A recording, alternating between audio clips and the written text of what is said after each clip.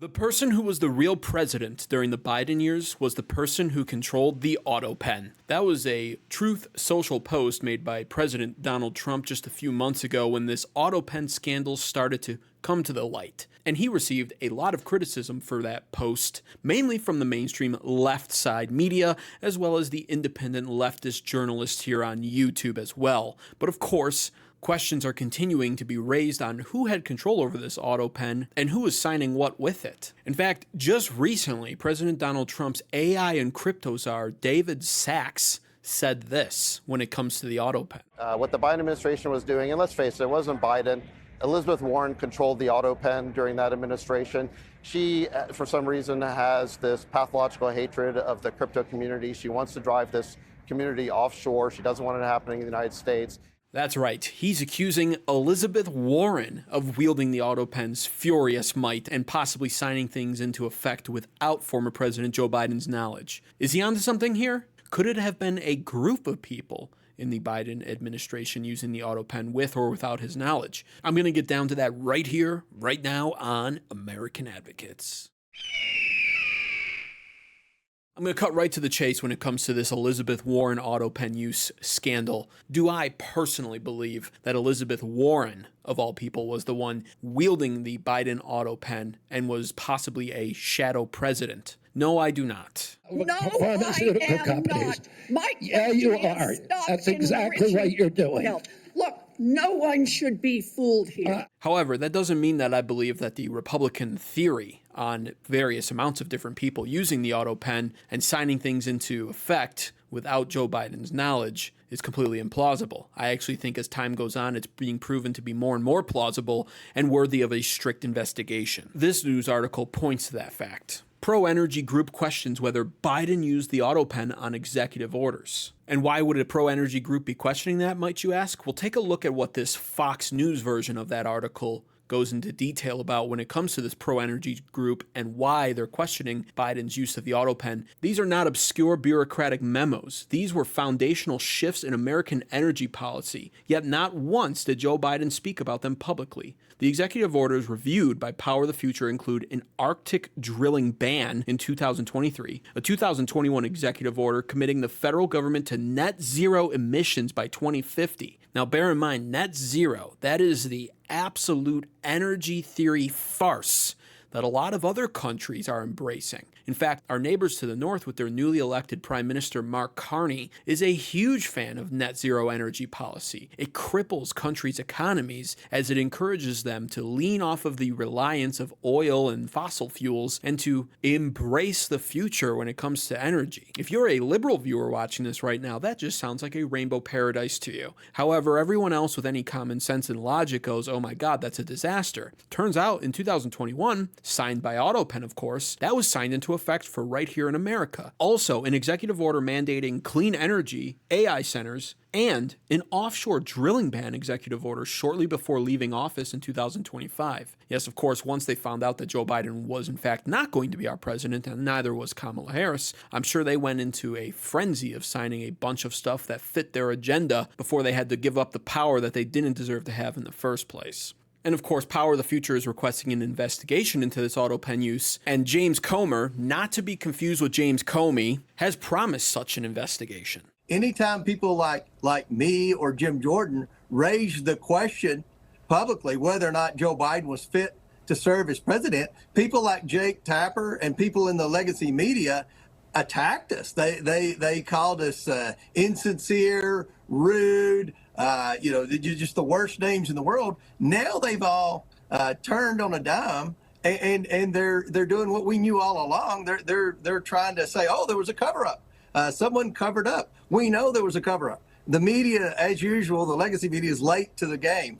What we want to know is who was in the ringleader of the cover-up, but who was making the decisions.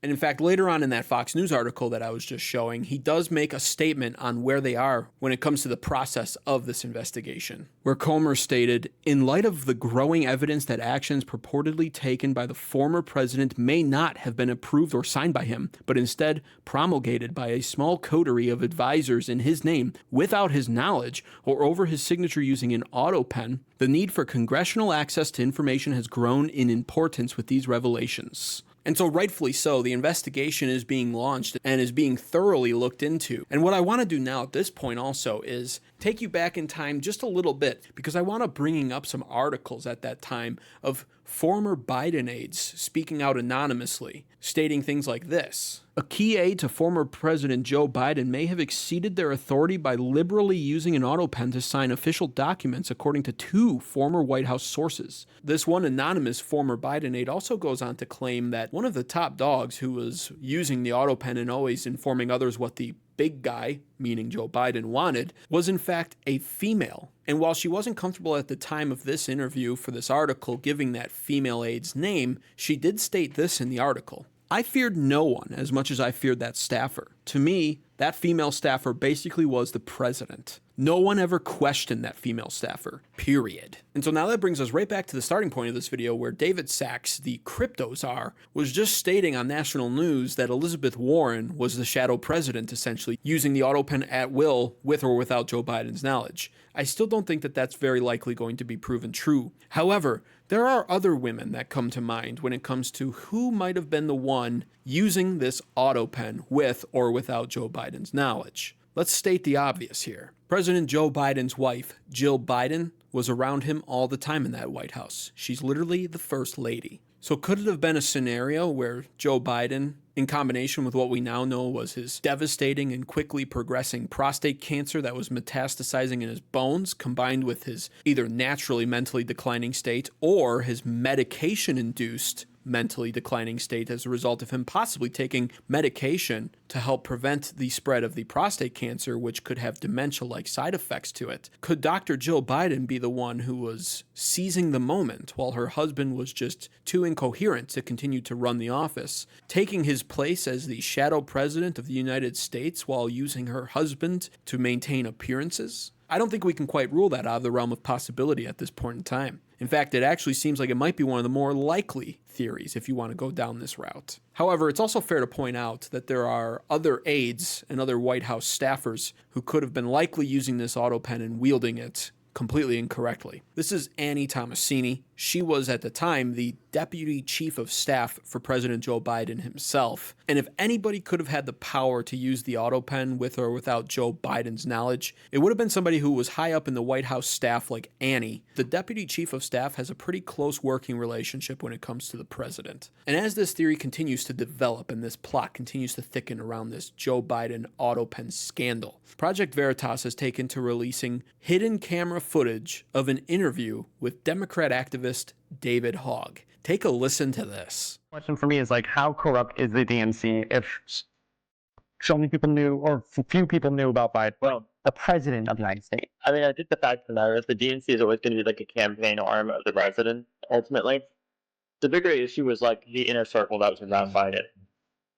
That's it. And I can't stress you enough. Like Joe Biden's chief of staff, like had an enormous amount of power. Joe Biden? Joe Biden's chief of staff. That was like an open secret at that. Like, I would avoid him.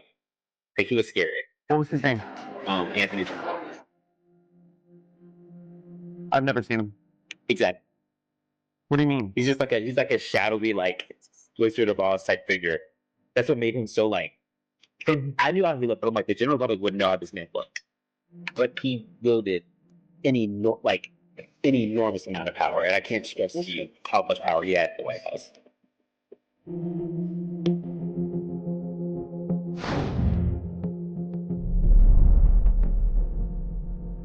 So as it turns out, the auto pen use was likely not restricted to just a higher-up female staffer at the White House. Anthony Bernal here, this guy, was the deputy chief of staff for Jill Biden. Yes, not only does the president have his own dedicated staff in the White House, but indeed the first lady does as well, which includes the positions chief of staff and deputy chief of staff apparently. And when it comes to Jill Biden's chief of staff, this Boba Fett, Jango Fett clone-looking mofo was high enough up in there as well to also be a likely suspect if this auto pen was being abused. I've done some research on Anthony Bernal, and he's described constantly by former Biden aides, White House staffers, etc., as intensely loyal, being the kind of guy, apparently, who was constantly checking for loyalty in the White House, asking and inquiring about White House staffers and making sure that they were a Biden guy. President Joe Biden's aides consider First Lady Jill Biden one of the most powerful First Ladies in history, according to the new book Original Sin by CNN anchor Jake Tapper and Axios political correspondent Alex Thompson.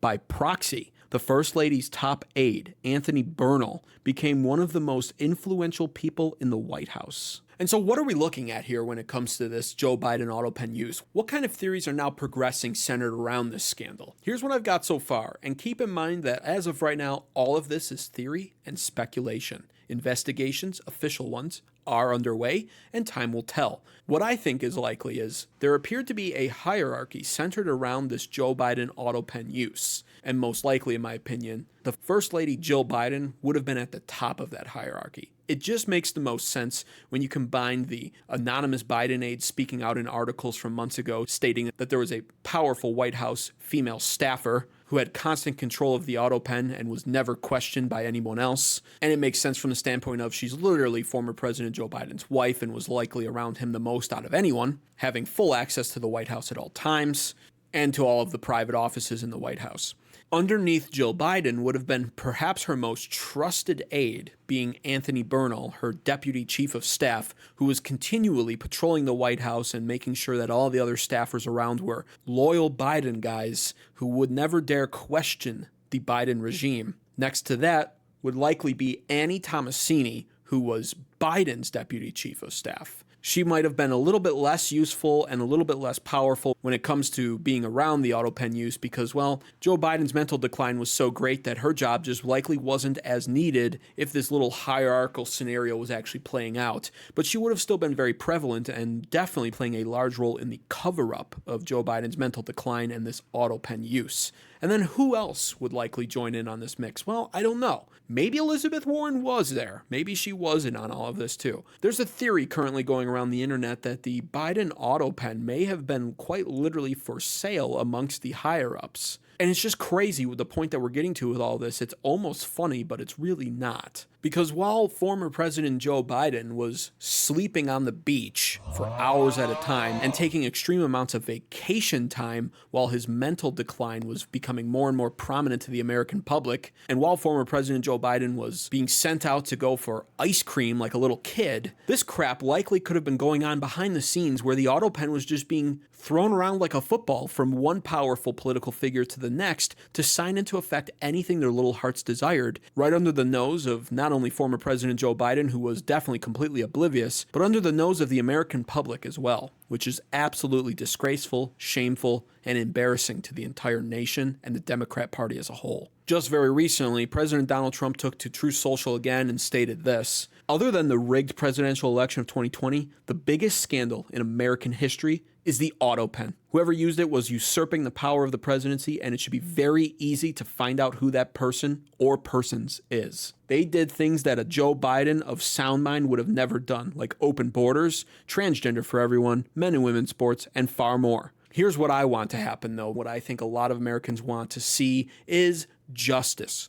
This thorough investigation of the Joe Biden auto pen use needs to be able to point to some obvious facts and scenarios. And if it becomes obvious enough through proof that the auto pen was being abused and used essentially illegally, then consequences and justice need to be served. Otherwise, these behaviors will just be stored away for later and used again at the expense of the American people, the first opportunity that the Democrat Party gets to do so again. Now, President Donald Trump has stated in the past, which garnered much criticism, that he believes even the Joe Biden pardons that were signed last second on Inauguration Day, when Joe Biden was handing the keys over to Trump, would be null and void due to this auto pen use. That would include the ones that pardon people like Dr. Anthony Fauci, and most notably, the one that pardoned Joe Biden's entire family, including his son, which he gave his word he would not do. Will these pardons be overturned? Will justice be served to anybody who's found guilty of abusing the auto pen without former President Joe Biden's knowledge, though?